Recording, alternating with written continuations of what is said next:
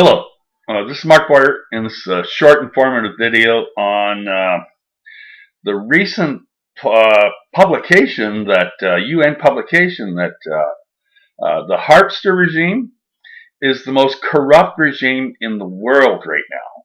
They got a #1 rating for that. Okay, and what can I say? We Canadians are being given, being handed exactly what he said he was going to do in 2009 when we elected him, and he signed this continuity agreement, agreement with the United States. And he said Canadians aren't going to like losing their sovereignty to this new world order. And that's exactly what's happening right now. And he's doing it by totally trashing the Constitution, which means he has broken his oath over and over and over again. And he doesn't care. Okay? Canada has adopted, in law, a fix back in 1993 with the formation of NAFTA and the bar changing their oath. Okay? Canada went back to the archetypal form of King Henry VIII. And we literally have a King Harpster in power who is above the law. Period. End of story, chapter and verse. Okay? He's destroying our country.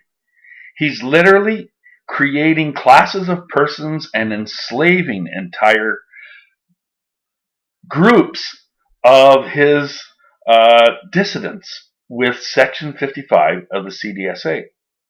Which literally, when you look at it and read it over, I'll put the link on the page here, openly says that the CDSA courts are going to be able to override anything that happens in Canada. They are going to tell the Canadian government what to do. Very similar to what the Council of Foreign Relationships does in Washington. I think that's the name. But bottom line is, the Harpster is making incrementally worse conditions, depriving rights from everyone, a lot of people who are slaves. Okay, we have to admit that we're all slaves. Okay, personally, since 1998, the term ordinary resident was adopted by the BC Police Act, by the Canadian Police Act, by the Alberta. All 10 provinces went into this mode of police state, and we all became ordinary residents. We're no longer subjects of the Queen. Okay, we are no longer private individuals. We are less than human. We're to be abused, okay? Because the RCMP director became part of the cabinet in 1998 with the Police Act, and by definition, that makes us a police state. And it's at that time that we became ordinary residents. In 1993, 5 years prior, we entered NAFTA. Okay, the same year we entered NAFTA, all the bars across Canada went into a room and secretly voted to change their oath to to what King Henry VIII was, and they also abandoned their oath of allegiance. Okay, it used to be called, since 1559 to 1993, it was called the Barristers and Solicitors Oath of Allegiance, and now it's called the Barrister and Solicitor's Oath. And basically, they changed their allegiance to the New World Order.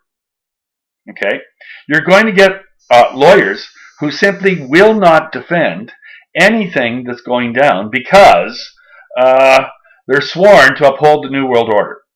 Okay, and I've written a few articles on the deafening silence of the bar. And what can I say? They're held to an oath that sucks, okay? It's made everyone into a slave, and basically it boils down to they can no lawyer can defend common law rights, okay? Can't defend it. It's against their oath to the bar. So basically, I'm in a situation where I'm under a political party called the Marijuana Party, and our jurisdiction is under common law jurisdiction. And that automatically means no lawyer can talk to us. It's absurd, okay? It really is absurd, but that's the reality. No lawyer will talk to me. They can't, because I need to negotiate under common law, and they're directly forbidden from upholding common law. Okay? And that's part and parcel of why everyone is a slave, because a lawyer cannot use common law rules and regulations to defend any client, period. Okay? Section 8 of the Criminal Code of Canada is the Territories Act. And basically, Canada is ripe for slavery because when our Constitution was written, slavery had been abolished for 120 years. Okay? So there were no slavery laws in Canadian law. So changing our form to accommodate slavery was actually built in to the 1955 handover of our criminal code. Section 8.2 says that any offense that in Canadian history that does not have case law precedents in Canada can refer to English case law. Okay, and that's exactly what we're doing. Okay, and basically, everyone's behaving like they're above the law, which is a King Henry VIII thing. Okay, that's why Queen Elizabeth I came out with the expression, "No one is above the law."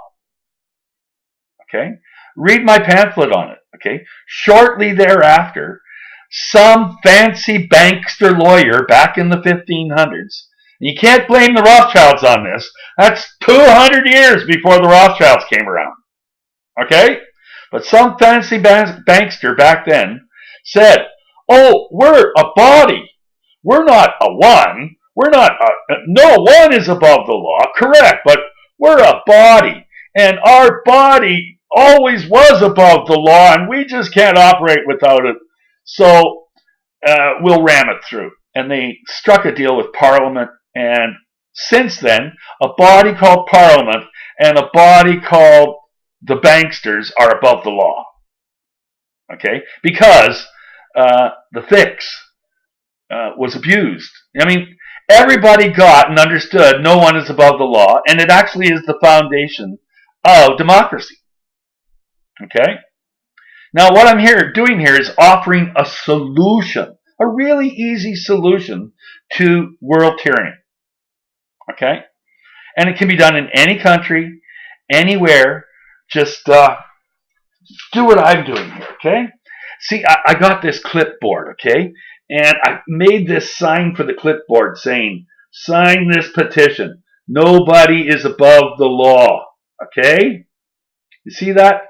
And when you open up the book, it's a pamphlet thing, and you open it up, and over here, the person signs in. There's a declaration. You'll find that on my Facebook page and my Scrib account. Okay? Now you get them to sign this here, and you hand them this one-page leaflet here. That's "Nobody is above the law" petition, and it explains in very clear English. It's printed on an 8.5 by 14 legal size piece of paper. It's easy to download. Just bring it to any printer. Just bring the file to any printer and tell them to print out this 8.5 by 14 cut into paper, and you'll get a pamphlet for about 3 cents, 5 cents. Okay, because you get 2 to the page. Okay, at least in BC. Okay, I got a nice printer. Now, bottom line is, it's a very easy thing to do. Okay, Nobody is above the law really is the fix. Okay, you're okay. Corporations would lose the right that they're above the law because corporations are abusing it everywhere. Everyone's above the law. The cop that beats you on the head is above the law because you're no longer a private individual who has rights. You're an ordinary resident who has no rights. You were made into a slave within, well, actually, you were a slave before that. But they just finally keep nailing one more nail at a time, and it'll never stop. So says 2 Tim 4. You know, it goes from bad to worse, and it'll never, never, never get better. Okay? Until there's a makeover.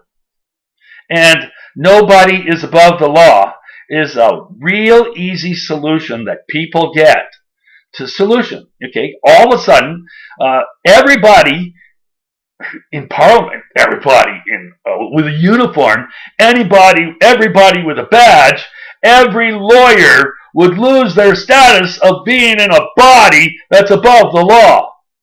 And it'll never get worse. It'll never get better. Period. It just can't get better. Okay? Until they go into the room and change the oath. Okay? And in the meantime, we can use this to pass a non-confidence vote on Harper in our government. Okay? And basically, this nobody is above the law is a unique answer. And you'd have to actually forgive your trespassers because they didn't know the answer was so simple. Okay? The nobody above the law would end fractional reserve banking. It would mean the cancellation of all debt. You know, all paper debt all debt, period. All debt would be worthless, gone. Okay, period. Under nobody is above the law. It's a one-word solution. No one is above the law has resulted where everyone's a slave and everyone in authority is a slave master again. And there are people who just fall into that mentality, and I pity them. I pity them. Okay, they're living miserable lives. Okay, most of them never thought they'd ever end up being slave masters. What can I say? The solution is very simple. Get out there and solicit it. What can I say? In our case, we're using this and with the backup of promoting our pamphlet of joining the Marijuana Party of Canada. Okay, and you sign this form, sign this form, sign this form, and you now have access rights, and you're protected through a political party on your marijuana beliefs. And that's a secondary thing that I'll do in a backup video shortly. But basically, get involved in our marijuana party initiative to get someone in every town to be signing petitions. It's easy.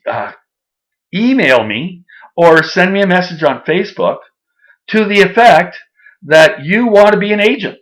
I can make you an agent in any town, anywhere in Canada, and that gives you full authorization to collect signatures. And in the meantime, you could start your own electoral district, and there are several ways to make lots of money, income through the party, because the agents can collect and remit tax donations and receipts. And what can I say? It has to be done in another video. But basically, nobody is above the law is a valid thrust that needs to be done. Thank you very much.